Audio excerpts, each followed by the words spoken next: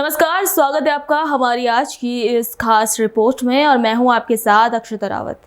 आज की रिपोर्ट सिर्फ एक राज्य की नहीं बल्कि दो राज्यों की चेतावनी है, मध्य प्रदेश और राजस्थान। दोनों जगह एक ऐसा जहर फैला जिसने बच्चों की हंसी छीन ली। ये कहानी किसी अपराधी या गैंग की नहीं है बल्कि एक कफ सिरप की है। वो सिरप जो राहत देने के लिए बना था वही अब जिंदगी छीनने लगा। पिछले कुछ हफ्तों में एमपी और राजस्थान के कई जिलों में बच्चों की संदिग्ध मौतों ने पूरे देश को झकझोर कर रख दिया। दवा की एक शीशी अब सवाल बन चुकी है, क्या हम वाकई सुरक्षित हैं?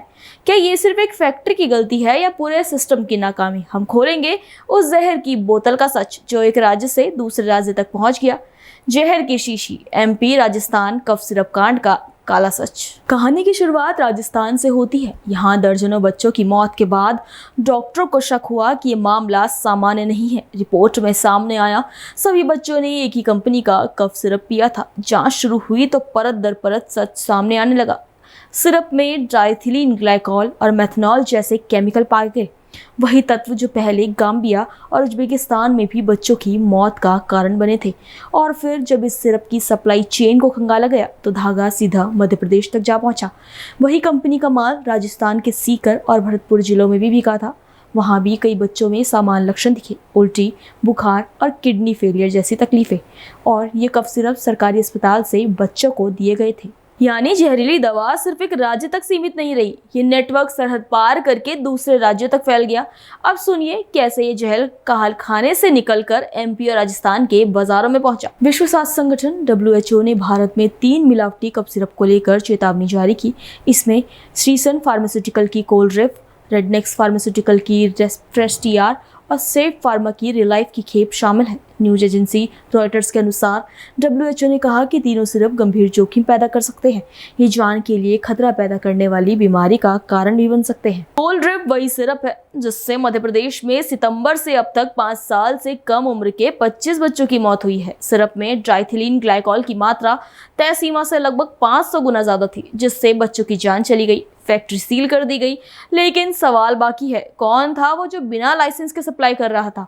और क्या दोनों राज्यों की जांच एजेंसियां पहले से अलर्ट नहीं थी? तमिलनाडु ड्रग्स कंट्रोल डिपार्टमेंट ने श्रीशन फार्मा का लाइसेंस रद्द कर दिया और कंपनी को आधिकारिक रूप से हमेशा के लिए बंद कर दिया। कंपनी के मालिक रंगनाथन गोविंदन को चेन्नई के कोडम्बक्कम स्थित उनके अपार्टमेंट से वो गिरफ्तार किया गया था। मध्य प्रदेश पुलिस की एक स्पेशल इन्वेस्टिगेशन टीम यानी कि एसआईटी ने उसे पकड़ा था। उसे पुलिस रिमांड पर भेजा गया है।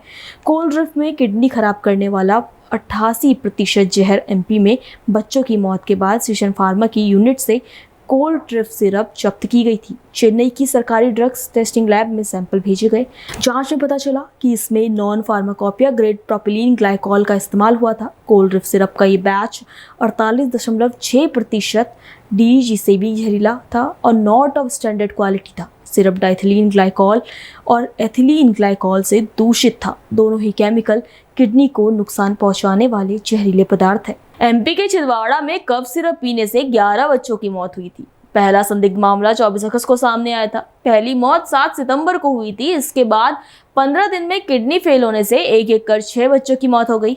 MP state food and drug controller Dinesh Kumar Maurya ने शनिवार को बताया कोलड्रिफ सिरप में डाइथिलीन ग्लाइकॉल तय मात्रा से काफी ज्यादा था। इसी कारण ये सिरप विषैला पाया गया। राजस्थान में भी अब जांच शुरू हो चुकी है। एमपी के अलावा राजस्थान में एक अन्य कफ सिरप पीने से भरतपुर और सीकर में एक मौतें सामने आई। शुरुआती जांच में डेक्स्ट्रोमेथ्सोफोन हाइड्रोब्रोमाइड सिरप आईपी का नाम सामने आया था। ये दवाई एक निजी फार्मा कंपनी केसन्स फार्मा तैयार करती है।